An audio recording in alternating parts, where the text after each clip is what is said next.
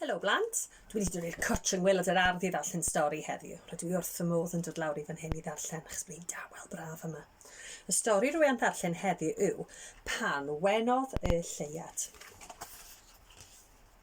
Roedd hi wedi nosi a roedd y Lleuad yn yr awyr. Edrychodd i lawr ar y fferm, ond doedd hi ddim yn gwenu. Sylwodd fod popeth wyneb i weired. Roedd yr anifeiliaid oedd i fod yn cysgu yn rhedeg ar hyd y lle. Doedd dim sôn am yr anifeiliaid oedd i fod ar ddi hun. Mae'n rhaid i mi wneud rhywbeth.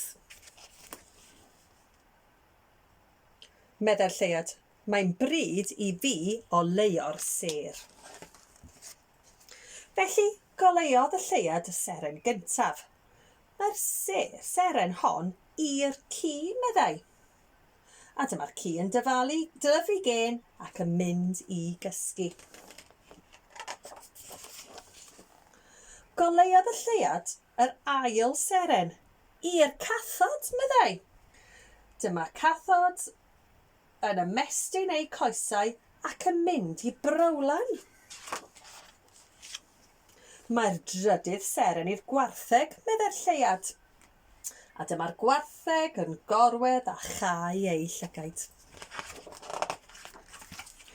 Mae'r bedwerydd seren i'r ystlimod, meddai'r Lleuad.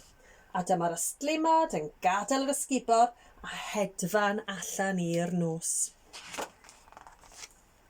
Mae'r pumed seren i'r moch, meddai'r Lleuad.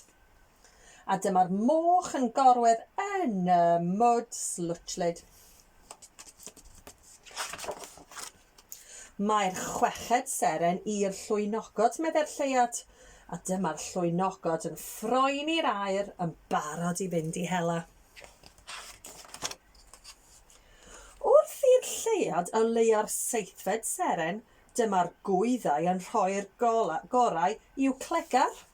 Roedd y fferm yn dechrau tawelu. Mae'r wythfed seren i'r llygod, meddai'r Lleuad, a dyma'r llygod yn dihuno a rhuthro trwy'r gwellt. Mae'r nawfed seren i'r defaid, meddai'r Lleuad, a dyma'r defaid yn swatio yn dawel. Mae'r degfed seren i'r gwyfynod, meddai'r Lleuad, a dyma'r gwyfynod yn dawnsio yn yr awyr dywyll. O'r diwedd, roedd yr awyr yn llawn sêr yn disgleirio uwch ben y fferm. Dyna welliant, meddai'r Lleuad gan wenu. Hwyl fawr.